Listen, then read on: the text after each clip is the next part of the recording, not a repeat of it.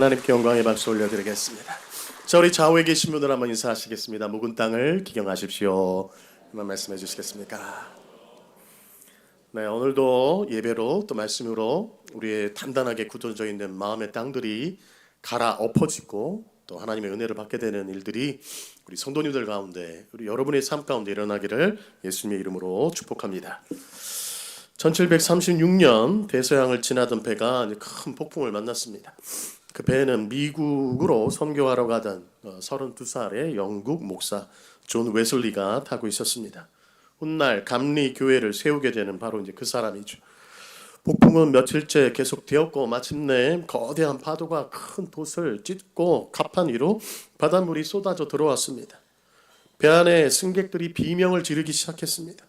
그리고 훗날 웨슬리는 자신의 일기에 목사인 자기 자신도 죽는 것이 두려워 떨고 있었다, 그렇게 고백했습니다. 그런데 바로 그 시간에 배 한쪽에서는 독일에서 온 모라비안 교도들이 예배를 드리며 찬송을 부르고 있었습니다. 파도가 배를 덮쳐 물이 쏟아져 들어오는 순간에도 그들의 찬송은 끊어지지 않았습니다. 폭풍이 지나간 뒤에 웨슬리가 그들 중에 한 사람에게 물었습니다. 두렵지 않았습니까? 그가 대답합니다. 하나님께 감사하게도 두렵지 않았습니다. 웨슬리가 다시 묻습니다. 그러면 당신들의 부인과 아이들도 두렵지 않았습니까? 그가 조용히 대답했습니다. 예, 우리 여자들과 아이들은 죽음을 두려워하지 않습니다. 여러분, 같은 배였습니다. 같은 폭풍이었습니다. 그런데 한쪽은 비명을 질렀고요, 한쪽은 찬송을 불렀습니다. 무엇이 이런 차이를 만들었을까요? 폭풍의 크기가 아니었습니다. 그 폭풍 속에서 누가 나와 함께 계신가를 믿는가? 누가 나와 함께 계시는가?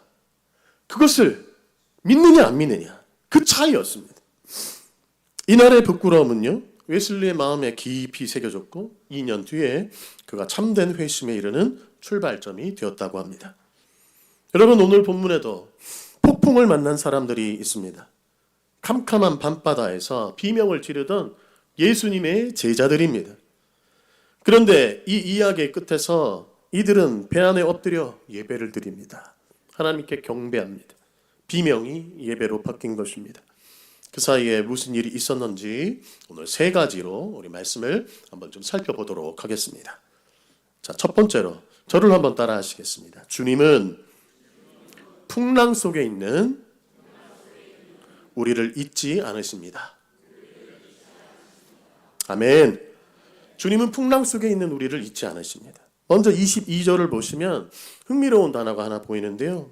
예수님께서 배에 제자들을 태우십니다.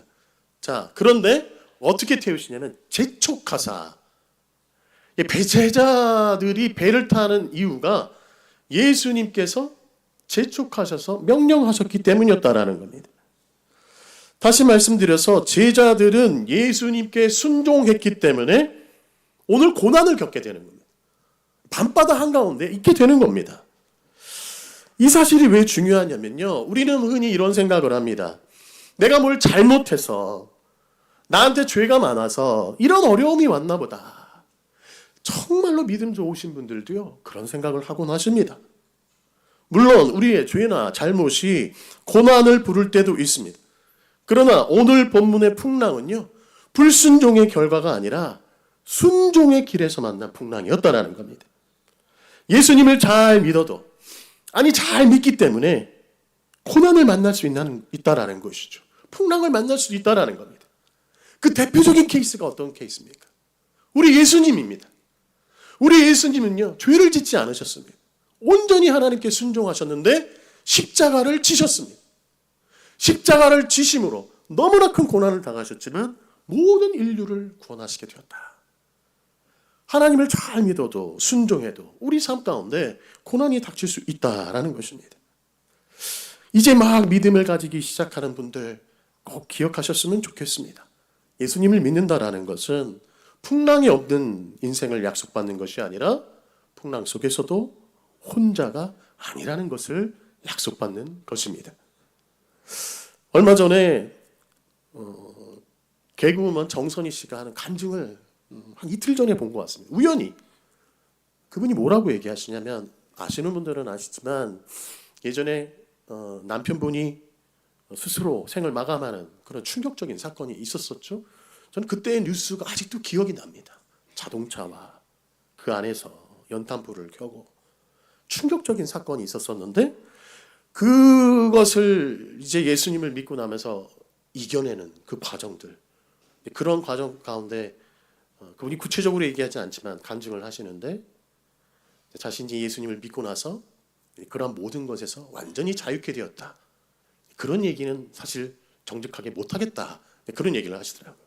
아직도 갈등이 있고 내면에 어려움들이 있고 예수님을 믿었다고 해서 완전히 내가 평안하고 그런 것은 솔직히 아니다. 그런데 한 가지 확실한 것이 있는데 그것이 뭐냐면 예수님께서 언제나 나와 함께 하신다. 내가 혼자가 아니다. 아무리 힘들고 어려워도 내가 혼자가 아니라는 것은 너무나 분명하다면서 미소를 띠는 그런 모습을 봤습니다.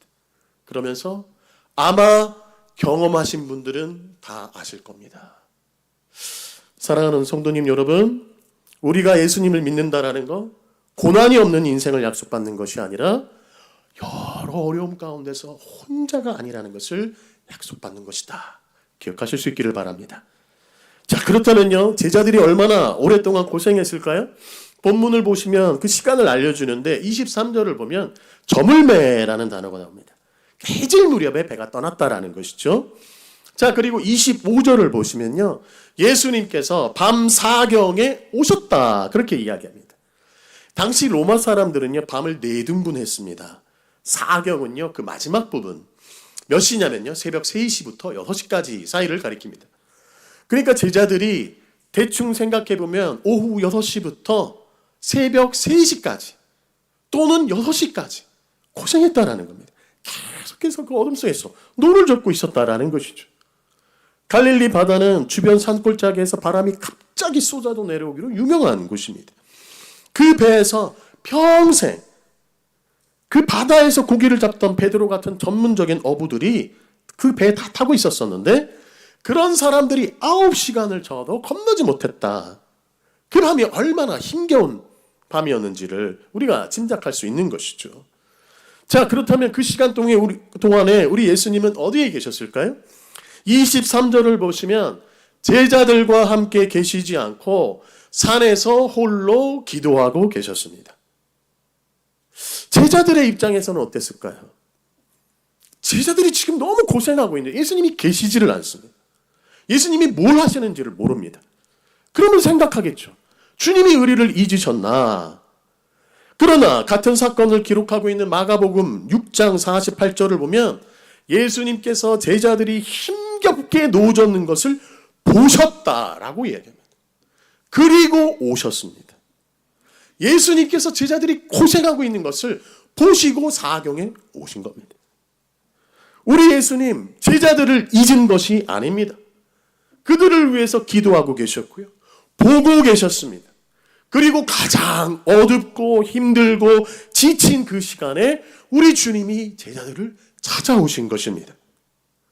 우리 사랑하는 성도님 여러분, 이것이 우리에게 얼마나 큰 위로가 됩니까? 우리 예수님께서 우리 인생 가운데도 이러한 모습을 보여주실 것이다라는 그런 기대가 생기지 않습니까? 그리고 그 당시의 그리스도인들, 이 글을, 이 복음서를 처음 보는 그리스도인들에게 이 말씀이 큰 힘이 되었을 겁니다. 1세기의 그리스도인들은요, 예수님을 믿는다는 이유로 조롱받고 매를 맞고 심지어는 죽임까지도 당했습니다. 그들은 이 이야기 속 밤바다의 제자들에게서 자신의 모습을 봤을 겁니다. 우리가 이렇게 힘겨운 시간을 보내고 있는데 우리 주님은 어디 계신가? 그런데 알고 봤더니 주님은 기도하고 계셨고요. 주님은 그들을 바라보고 계셨습니다. 그리고 가장 힘든 시간에 찾아오셨습니다. 아, 주님이 우리를 잊지 않으셨구나. 지금도 보고 계시는구나. 가장 어두운 시간이 지나기 전에 반드시 오시겠구나. 사랑하는 우리 성도님 여러분, 혹시 여러분들 중에도 지금 캄캄하고 힘겨운 밤을 지나고 계시는 그런 성도님들 계십니까? 밤이 길다라는 것은 예수님께서 오시는 그 사경이 가까웠다는 뜻이기도 합니다. 힘을 내십시오. 오늘 이 말씀을 나에게 주시는 말씀으로 붙드시기를 축복합니다. 주님께서 힘겹게 버티고 계신 여러분들을 위해서 기도하고 계시고 바라보고 계시고 곧 찾아가 주실 줄로 믿습니다. 자, 두 번째로 저를 한번 따라 하시겠습니다. 예수님은 바다를 밟고 오시는 하나님이십니다. 아멘. 우리 예수님께서는요, 바다를 밟고 오시는 하나님이십니다. 자, 예수님께서 오시는 방법이 놀랍죠. 우리 예수님 물 위를 걸어오십니다. 바다 위를 걸어오세요. 바다 위도 걸어오시면 중력을 거스르고 어떤 표면 장력을 초월하는 어떤 그런 일을 하신다면 다른 방법으로도 오실 수 있지 않았을까요? 날라오실 수도 있겠고 바람을 타고 오실 수도 있겠고 다른 방법으로 오실 수 있었을 텐데 배도 사용하지 않고 우리 예수님 물 위를 걸어오십니다. 자, 우리는 이 장면을 읽으면서 예수님께서 그렇게 기적을 행하시는 분이다 생각하곤 하지만요, 여러분 성경 전체에서 바다가 무엇을 뜻하는지 알면 이 장면의 무게가 완전히 달라집니다. 사실은 수차례 말씀드렸습니다만 구약 성경에서 바다는 무엇을 상징할까요? 혼돈과 악의 세력을 상징합니다. 이 물이라는 것은 생명도 상징하고 성령님도 상징하고 하나님의 임재도 상징하고 우리 세례를 받을 때 물을 뿌리잖아요. 자, 그런데 이 물이 가득한 바다는요, 반대의 의미를 갖습니다. 그 끝을 알 수 없는, 그 깊이를 알 수 없는 혼돈, 악의 세력을 그런 상징합니다. 요한계시록 21장을 보시면 또 내가 새 하늘과 새 땅을 보니 처음 하늘과 처음 땅이 없어졌고 무엇도 다시 있지 않더라, 바다도 다시 있지 않더라, 그렇게 얘기합니다. 어떤 성도님들은요, 이 말씀을 보고서 우리가 천국 가면 해수욕은 못하겠다, 바다가 없구나, 이렇게 말씀하시는 분들도 있는데 그 바다는, 여기 이 바다는 그런 의미가 아닙니다. 혼돈이 없다라는 겁니다. 하나님을 대적하는 악의 세력들이 더 이상 있지 않다라는 의미에서 바다가 다시 있지 않더라, 그런 의미가 되는 겁니다. 욥기 9장 8절 말씀을 보면요, 하나님을 가리켜서 뭐라고 말하냐면 홀로 하늘을 펴시며 바다 물결을 밟으시는 분이라고 말합니다. 바다 물결을 밟으시는 분이 누구라고요? 하나님이라고요. 혼돈의 물결을 밟으시는 분, 악의 세력을, 하나님을 대적하는 세력을 발 밑에 두시는 분이 누구다? 하나님이다라는 겁니다. 바다 물결을 밟으시는 거, 그것은요, 성경에서 오직 하나님만이 하실 수 있는 일입니다. 사람은 불가능한 일입니다. 하나님만 하실 수 있는 일인 것이죠. 그래서 이스라엘 사람들에게 밤바다, 특히나 폭풍이 치는 밤바다는요, 공포 그 자체였습니다. 평생 바다에서 살던 어부들도요, 밤에 물고기를 잡으러 가기도 했지만 폭풍이 있는 밤바다는 완전히 그 느낌이 달랐다라는 겁니다. 자, 그렇다면 우리 예수님께서 바다 위를 걸어오신 것 무엇을 의미할까요? 이것은요, 그냥 기적을 행하셨다라는 것이 아니라, 능력이 많다라는 것이 아니라 선언입니다. 선언. 선포하고 계시는 겁니다. 너희를 삼키려는 저 혼돈, 너희가 어찌할 수 없는 저 악의 세력, 하나님을 대적하는 그 세력들이 지금 누구의 발 아래 있다? 내 발 아래 있다. 그런 선언인 것입니다. 여러분의 인생에서 도무지 어쩔 수 없는 문제, 여러분을 삼킬 것 같은 그 바다를 주님께서 밟고 서 계신다. 지금 그 선언을 하고 계시는 겁니다. 중력을 거스르고 기적을 행하시는 그러한 것의 의미를 훨씬 더 뛰어넘는 내가 하나님이다. 자, 그런데 26절을 보면요, 제자들은 하나님이신 예수님을 보고서 유령이다 소리를 지릅니다. 귀신이다. 도우러 오시는 주님을 알아보지 못한 겁니다. 두려움이라는 것이 바로 이런 것이죠. 두려움에 사로잡히면 우리의 눈이 어두워져서 나를 구하러 오시는 주님까지도 나를 해치러 오는 그 무언가로 보이는 것입니다. 혹시 우리 성도님들 가운데도 비슷한 경험 하시지 않으셨습니까? 내 인생에 다가온 어떤 일을 유령처럼 귀신을 본 듯 그렇게 무서워했는데 지나고 보니까 그것이 주님이었다. 그것이 주님께서 내게 오시는 길이었다. 그런 적 있지 않으십니까? 자, 어쨌든 그때 예수님께서 즉시 말씀하십니다. 우리 27절 말씀 같이 한번 읽어볼까요? 시작.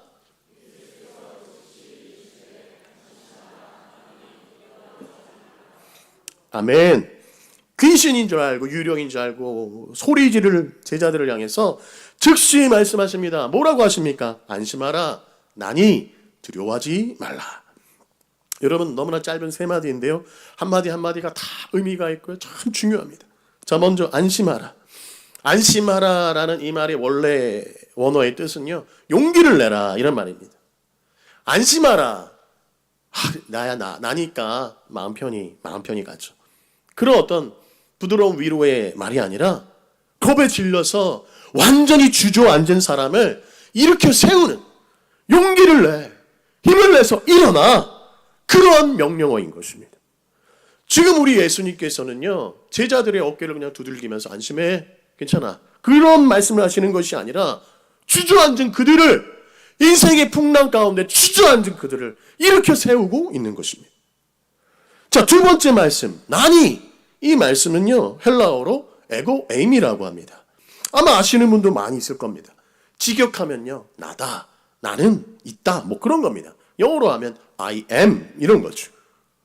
자, 이 말씀은요, 출애굽기 3장에서 하나님께서 불타는 떨기나무 가운데서 모세에게 알려주신 당신의 이름, 나는 스스로 있는 자다, I am who I am, 그 말씀과 그 이름과 같은 무게의 말씀입니다. 그러니까 여러분, 예수님의 이 한마디는요, 단순히 나야 놀라지 마, 안심해, 그런 말씀이 아니라 모세에게 나타났던 그 여호와 하나님, 그 하나님이 지금 너희 앞에 있다 라는 그런 자기 계시인 것입니다. 유령이 온 것이 아니라 하나님이 오신 겁니다. 말씀으로 천지 만물을 창조하신 그 하나님이 인간의 몸으로 오셔서 지금 무리를 걷고 제자들 가운데 오신 겁니다. 그 말씀을 하고 계시는 겁니다. 그리고 두려워하지 말라. 여러분, 이 말씀은요, 성경에서 우리 하나님께서 자신의 백성들에게, 자신이 사랑하는 자녀들에게 가장 많이 하신 말씀입니다. 두려워하지 말라. 그 하나님의 말씀을 하나님이신 예수님께서 제자들에게 하고 계시는 겁니다. 사랑하는 우리 성도님 여러분, 인생의 거친 풍랑 속에 계신 여러분에게도 오늘 우리 주님께서 같은 말씀을 하고 계실 줄로 믿습니다. 이 말씀을 여러분의 말씀으로 취하실 수 있기를 축복합니다. 용기를 내고 자리에서 일어나서 천지 만물을 말씀으로 창조하신 하나님이신 예수님께서 여러분 앞에 계심으로 인해 그 어떠한 것에도 두려워하지 않는 우리 모든 성도님들이 되실 수 있기를 예수님의 이름으로 축복합니다. 세 번째로, 자, 저를 한번 따라 하시겠습니다. 주님은 물 위로 부르시고 물에 빠질 때 붙잡으십니다. 아멘. 우리 주님께서 우리를 물 위로 부르시는 것도 영광스러운 일이고요, 물에 빠질 때 붙잡으시는 것도 너무나 감사한 일입니다. 자, 이제 베드로가 등장하는데요, 28절을 보시면 베드로가 묘한 부탁을 합니다. 자, 28절 말씀 우리 한번 같이 읽어볼까요? 같이 읽어보겠습니다. 시작.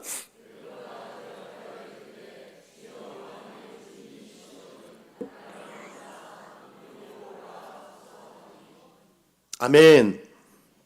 여러분, 베드로가 왜 이런 부탁을 했을까요? 여러분 같으면 어떻게 하셨겠습니까? 자, 우리는 때로는 이것을요, 베드로가 참 무모하다, 예수님이 걸으셨다고 자기도 걷게 해달라는, 또 한편으로는 베드로의 성향이나 성격을 너무나 잘 알 수 있는 그런 말씀이죠. 베드로 어떻게 보면 좀 막말로 하면 나대기 좋아하고 나서기 좋아하고 튀는 거 좋아하고 그런 모습을 보여주는 것이 아닌가, 그런 생각을 하기도 합니다. 그런데 여러분 잘 보시면요, 베드로는요, 주님 제가 걸어가 보겠습니다, 그렇게 말하지 않습니다. 주여, 만일 주님이시거든 나를 명하사, 이런 얘기를 하는 겁니다. 나를 명하사, 내게 명령해 주시면, 주님 말씀해 주시면 내가 물 위에 발을 디뎌보겠습니다. 그런데 주님이 명령하지 않으시면 걷지 않겠습니다. 아무것도 하지 않겠습니다. 그런 말인 겁니다. 여러분 이해가 되시죠? 이것은요, 그렇기 때문에 베드로의 어떤 무모함이 아니라 베드로의 믿음을 보여주는 겁니다. 베드로의 믿음.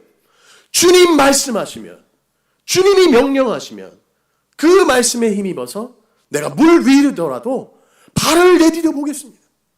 믿음의 모습인 것입니다. 자, 거기에 대해서 우리 주님께서 대답하시죠. 오라! 그러자 베드로가 배에서 내려서 물 위를 걷기 시작하는 겁니다. 여러분, 이것이 정말 충격적인 장면이죠. 야, 오라고 한다고 거기에서 배에서 내려서 그 출렁이는 바다에 발을 내딛는 거, 야, 그것도 참 보통은 아닌 것 같습니다. 분명히 상식적으로 그냥 빠질 텐데 내딛는 거죠.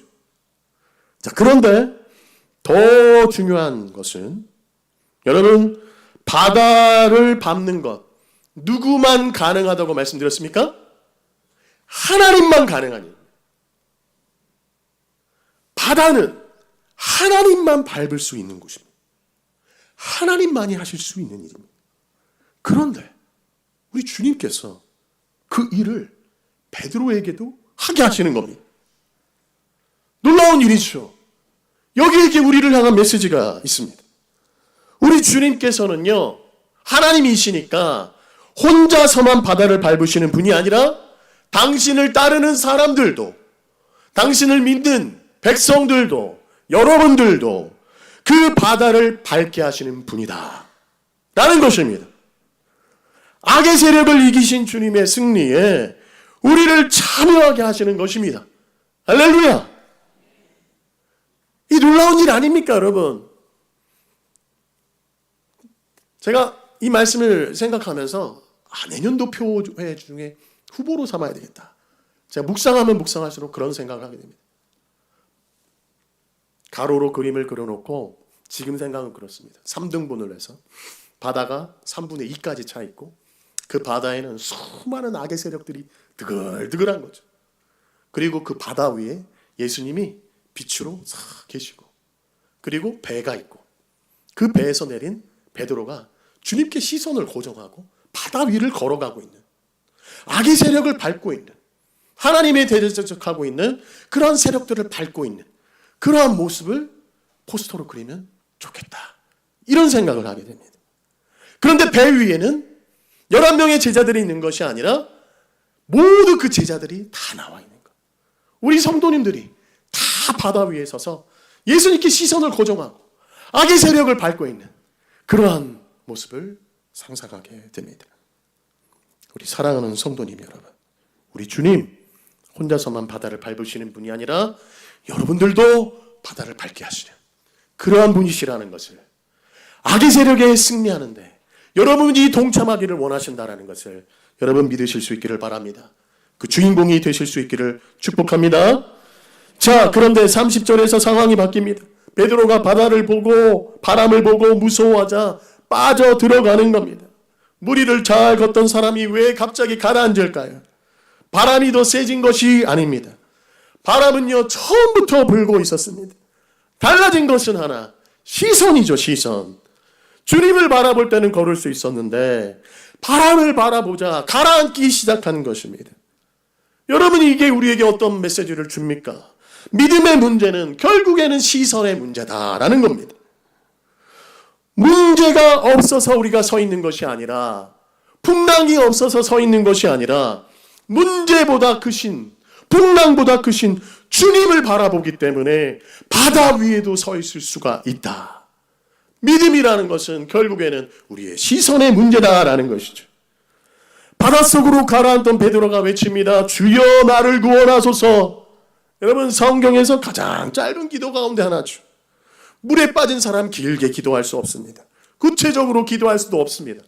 우리는 흔히 길게 기도해야, 기도의 시간을 채워야, 구체적으로 기도해야 하나님이 응답하신다, 이런 생각하지만요, 여러분, 때로는 하나님께서 세 마디에도 응답하십니다. 주여 나를 구원하소서. 그 세 마디로 충분했습니다. 31절 보십시오. 즉시 예수님께서 손을 내밀어 그를 붙잡으셨습니다. 그리고는 말씀하시는 거죠. 믿음이 작은 자여 왜 의심했니? 믿음이 작은 자여 왜 의심했느냐? 여러분, 예수님의 꾸중 같지만요, 한편으로는 이 말씀도 우리에게 큰 복음입니다. 작은 믿음이라도 주님을 부르면 주님이 즉시 어떻게 하신다?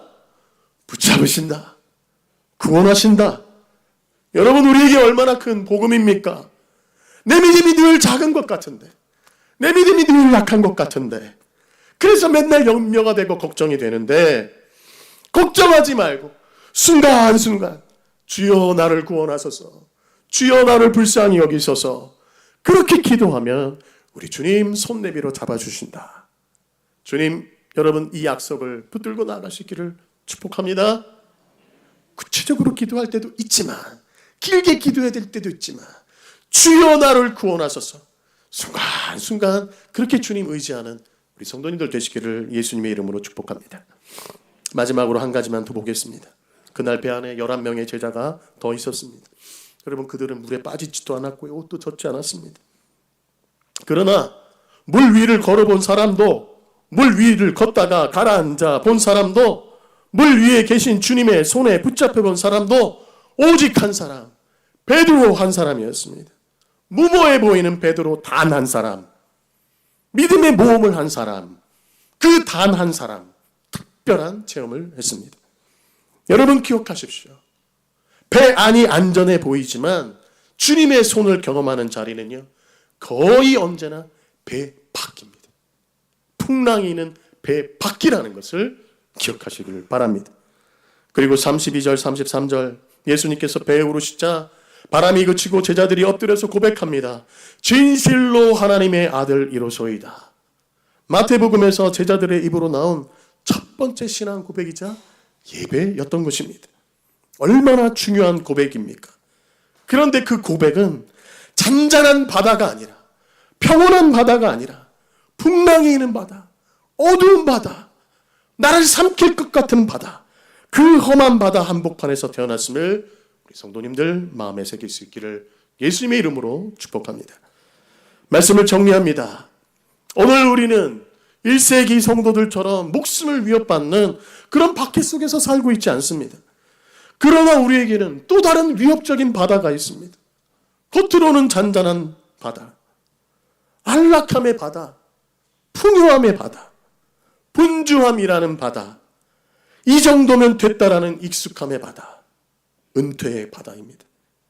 이 바다, 우리로 하여금 비명을 지르게 하지는 않지만 소리 없이 우리의 믿음을 잠재웁니다. 우리의 믿음을 무기력하게 만듭니다. 사나운 풍랑보다 더 알아차리기 어려운 심각한 영적인 위험인 것입니다. 존 웨슬리 목사님을 다시 한번 생각해 보기를 원합니다. 그는 이미 목사였고 선교사였습니다. 그 누구도 그가 믿음이 부족하다 생각하지 않았을 것입니다. 그러나 폭풍이 일던 그 밤에 그의 믿음의 실상이 드러났고 그 부끄러움이 그를 참된 믿음의 자리로 이끌었습니다. 사랑하는 우리 성도님 여러분, 폭풍은, 고난은 우리를 무너뜨리는 시간이기도 하지만 오래 묻어두었던 내 믿음의 그 묵은 땅, 그 실상을 드러내고 갈아엎는 시간이기도 합니다. 오랫동안 손대지 않은 밭이 당연히 굳어지듯이 오랫동안 배 안에만 있는, 배 밖으로 나가지 않는 그러한 모험적인 믿음, 도전하는 신앙, 그것이 없으면 우리 믿음도 굳어집니다. 익숙한 배 안에만 앉아있던 믿음이라면 올해 우리가 함께 결단한 대로 이제 갈아엎는 우리 성도님들이 되시기를 바랍니다. 주님의 말씀 앞에서 배 밖으로 나아가서 물 위에 한 걸음을 내디딜 수 있는 우리 성도님들이 되시기를 축복합니다. 여러분, 배 밖으로 한 걸음 내딛는 것, 어떤 분에게는 그것이요, 주일 성수를 꾸준히 하는 것일 수도 있겠고, 기도의 자리를 지키는 것일 수도 있겠고, 금식하는 것일 수도 있겠고, 그동안 끊어졌던 새벽 기도를 다시 하는 것일 수도 있겠고, 어떤 분에게는 성경 일독일 수도 있겠고, 어떤 분에게는 내 나이만큼 성경을 읽어야 하지 않은 결단일 수도 있겠고, 어떤 분에게는 미뤄왔던 교회 봉사나 섬김이나 용서나 화해일 수도 있을 것입니다. 무엇이 됐든 여러분은 아시거나 느끼거나 깨달으실 수 있으리라 믿습니다. 사랑하는 우리 성도님 여러분, 우리 주님께서 풍랑 위에 서서 여러분 한 사람 한 사람의 이름을 부르고 계십니다. 용기를 내어라. 내가 여기 있다. 두려워하지 말라. 그리고 말씀하십니다. 너도 베드로처럼 바다 위를 걸어오너라. 바다 위를 걸어오너라. 물 위를 걸어오너라. 이 부르심에 베드로처럼 믿음의 한 걸음으로 응답하는 우리 상심리의 성도님들이 되시기를 예수 그리스도의 이름으로 축복합니다. 기도하겠습니다. 하나님,